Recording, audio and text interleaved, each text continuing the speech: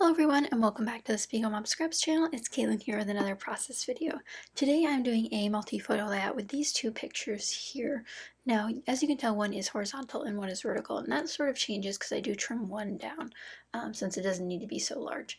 I'm going to be using this paper pad here, and this is from Craftsmith Co. and I absolutely adore this paper pad. It's got beautiful neutral colors. I actually pull out this gray piece that's sort of like branches in the background, and I'm going to be using that today. I also pulled out two pieces of the white embossed paper that are in my April kit, and those are from DCWV. Here's where I trimmed the photo down. I was debating 3x4 or 4x4. I ended up going with 4x4. That tends to be one of the sizes I like best, and I really think that more people should be trying square photos. I think it's really fun to work with, and I really like the results of them. In this paper pad there are tons of cut aparts. I pick out this one tag that has an ampersand on it, and originally this was just supposed to be a, piece, an accent piece, but it ends up becoming part of my title, which I think is pretty cool. Next, I go through this Prima 6x6 paper pad, the Hello Pastel, pull out a gray diagonal stripe paper, and that will be one of the layers behind my photos. I am having trouble using some of these paper pads as layering pieces, mainly because of the vastness difference in the color schemes.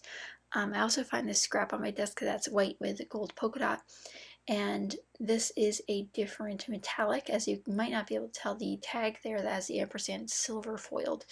So I do bring in a second metallic, which was unnecessary, but I think it adds a little bit of glitz that I like onto the layout.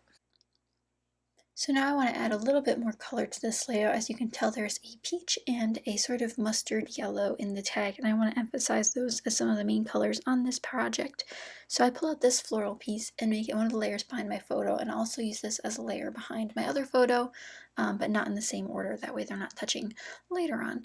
Then I go back to the gray diagonal stripe and adhere that to the back of my photo, and that'll be 3 layers on that photo, which is usually where I stop. I've done 3 to 4 lately. Sometimes I only do 1, sometimes I only do 2, really depends. So for this other one, I go with a gray polka dot first, and then I go with the pink background that I just used, the floral background, to give it some emphasis.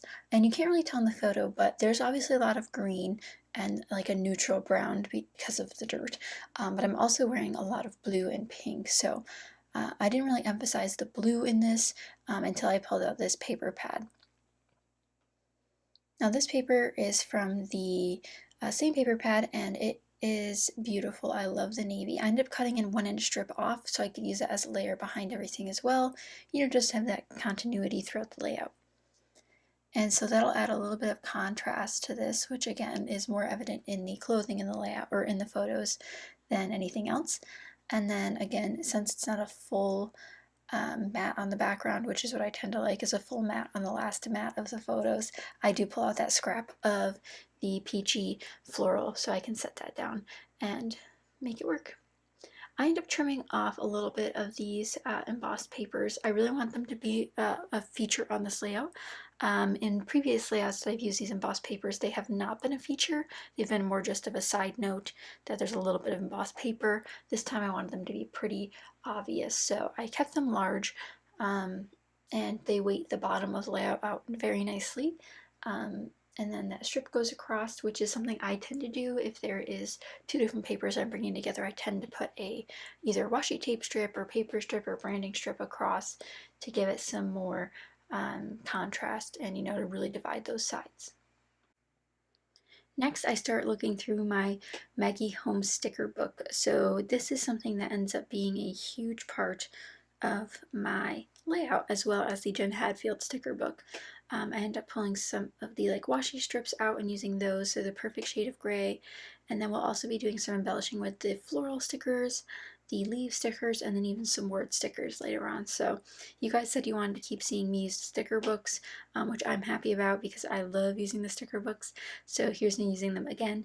I do pull out these beautiful roses. Now these mimic the paper pad pretty well. I think that they're almost an exact match besides the color.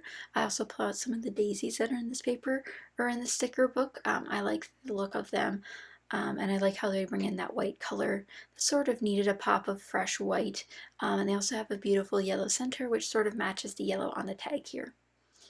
Now things are looking okay. I don't like the placement of that tag at the moment. I will rip that up later and reposition it because like I said, this does end up becoming part of my title, which I didn't expect, but it happened anyway. So here I'm diving back into the sticker books.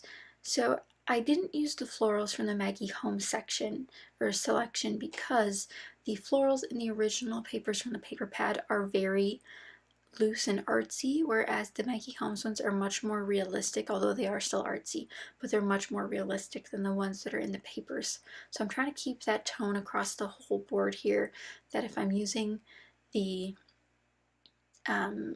sort of style that's in the paper pad, I want to use that throughout the whole thing. So including my stickers and embellishments and title, I want it to have all the same mood and feel.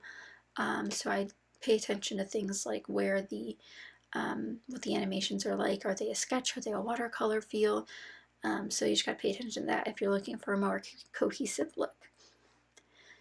So I probably flipped through these sticker books about 3 times, so I apologize that it's a little bit slow, but I do pull out things like the whole time, so I didn't want to get rid of anything.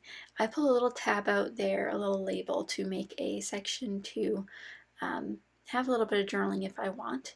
Then I wanted to pull in more of that yellow. That's what I really struggled with, was getting more of that yellow color. So I pull out one of the phrases that says, "Oh yes," and this is pretty much the only bit of yellow besides the flowers that I end up finding. But I really do enjoy how it turned out. One thing I do wish I did was add some more foam adhesive. I used a little bit, I believe, on this layout, but it would have added a lot more dimension had I used some foam adhesive here. I do end up pulling out some of the deeper green leaves. I like how it was the green that matched the photo more than it did the pattern papers, so that's kind of what I went off of there, was to match the photos rather than the pattern papers, and the leaves really helped. Now, of course, there were some lighter leaves, and I did pull those in, and those matched the pattern paper much better than the darker leaves I was using. I even used some of the word strips. This was just a sticker heavy layout. I did put some back though. As you can see, I'm testing some and then putting them back because I don't really like the way they turned out. And right now I'm still trying to figure out what my title's going to be. That was a struggle for this one. I've done a lot of DC pages, and if you guys didn't know, the pictures are a picture of me in front of the Washington Monument and then a picture of me in front of the Capitol building, which is the 4x4 picture. The Capitol building's in the way background. So I've done a lot of DC pages so far, and I think they're getting a little bit repetitive for me, but I absolutely adore all of them. So that's my main problem here, is that I adore all of them. But I end up moving the tag once because I thought I was going to use the sticker, but I end up not using the sticker. And I do pull out some doilies to try to use. I thought that would add another element to the layout that I would like, and it did. So I did glue it down. And I would have punched out the hole in the tag had I had a hole punch with me. I thought about doing it with like my X-Acto knife and threading some twine through, but I think it looks fine. I'm not a huge person who needs to have the whole of a tag ribboned or twined or something like that. That's just not my style all the time. So here I'm pulling out a couple Jelly Bean Soup die cuts. There's a yellow one and a pink one that I really wanted to use. They just give a little bit more liveliness to the layout. There's slight variations of the colors I've been using, and the fact that they have an outline changes the dynamic of the clusters that they're in, because a lot of the stickers don't have those outlines, especially the rosettes and the daisies. They don't have outlines around them, which I thought was a little bit different. And then here I'm adding a couple of these bird stickers. Now the colors aren't exactly what I wanted, but they end up working just fine. I pull out the Reset Girl stickers to put that green bird and then the pink bird on. And I did turn off the camera while I pulled out my alphabet, because this is that, if you guys have this alphabet, you know this alphabet's a wreck to work with. They're chipboard stickers, but they are absolutely terrible. You have to glue them down. They fall off the page very easily. But I ended up using these. They're light gray with sort of a diamond pattern on them. And my title ends up being Turn and Pose, because on the mall you can see the Washington Monument and you can see the Capitol building all from the same viewpoint. So I turned around and we could take pictures both ways. So I thought that was a fun title, granted. But I've done a lot of DC pages, as you guys might not know. I have a whole series about DC pages over on my personal channel as well. But since we're nearing the end of the layout, here comes the fun part. I got to work with a bunch of different sequin mixes to get a perfect color combination for this layout. And you guys can always visit Spiegel Mom Scraps and check out the selection. And if there's something out of stock, you can add it to your notify list. And then you'll get an email the next time Jody has it in stock in case you guys are desperately waiting for one. So I use one of these old Wild Whisper mixes that Spiegel Mom Scraps has designed for them. It has a bunch of silver pieces in it. I also pull out Belle's Ball and Pick Your Plum, so I am reaching into the depths of my sequin mix. These are some older sets, but let me tell you, the new sets are absolutely beautiful as well. If you guys haven't checked them out yet, definitely do. And if you guys haven't signed up for the Spiegel Mom Scraps newsletter yet, you have to do so. It's a weekly newsletter where you get free cut files, free tips, and so much more. So definitely check it out on the website and blog, or over on the Facebook group. You can find a link to sign up.